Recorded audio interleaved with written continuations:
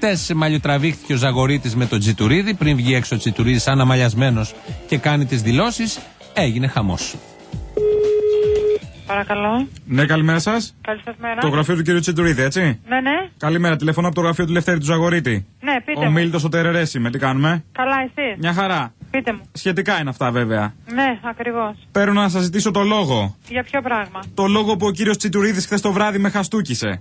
Τι σας έκανε ο κύριος Τσιτουρίδης? Με χαστούκισε χθες το βράδυ βγαίνοντας από το γραφείο του Λευτέρη του Ζαγορίτη. Σας χαστούκισε ο κύριος Τσιτουρίδης? Τι φταίω εγώ αν το κόμμα είναι μπάχαλο, πρέπει να με χαστούκισει. Τι λέτε καλέ που σας χαστούκισε ο κύριος Τσιτουρίδης? Έβγαινε κατακόκκινος χθες το βράδυ από το γραφείο του κύριου Ζαγορίτη και του τάσουρνε. Σας παρακαλώ που σας χαστούκισε. Δεν τα μάθατε? Δεν τα μάθατε? Ζαβολιάρη τον έλεγε βγαίνοντας από το γραφείο. Όποιος το λέει είναι, του λέγε ο άλλος. Μισό λεπτό να ο κύριος μιλήσετε. Ζαγορίτη. Μισό λεπτό περιμένετε. Ναι.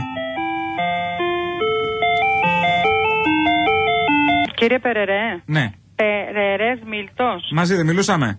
Ναι. Εσείς όλα αυτά δεν τα μάθατε? Δεν σας τα είπε ο κύριος Τσιτουρίδης χθες? Εγώ που είμαι ένας απλός υπάλληλος, τι φταίω μπορείτε να μου πείτε? Ο Νεδίτης, εντάξει, αλλά τι φταίω? Κύριε Περερέ. Που δεν τον βάλαν στα ψηφοδέλτια. Επειδή καθόμουν απ' έξω και με βρήκε εύκαιρο πρώτο? Εντάξει. Να πει μαλάκα τον Ζαγορίτη, το δέχτηκα. Να πει ότι το κόμμα είναι μπουρδέλο, το άκουσα, το δέχτηκα. Εγώ τι φταίω? Εγώ. Που μετά το χαστούκι με έφτισε κιόλας. Όχι, κύριε Ο κύριος Τσιτουρίδης και έφυγε. Τι όχι, δεν τον είδα, μπροστά μου ήτανε. Όχι, δεν μπορώ να το πιστέψω αυτό που λέτε. Με συγχωρείτε πάρα πολύ. Σας το λέω εγώ που με έφτιασε στα μούτρα.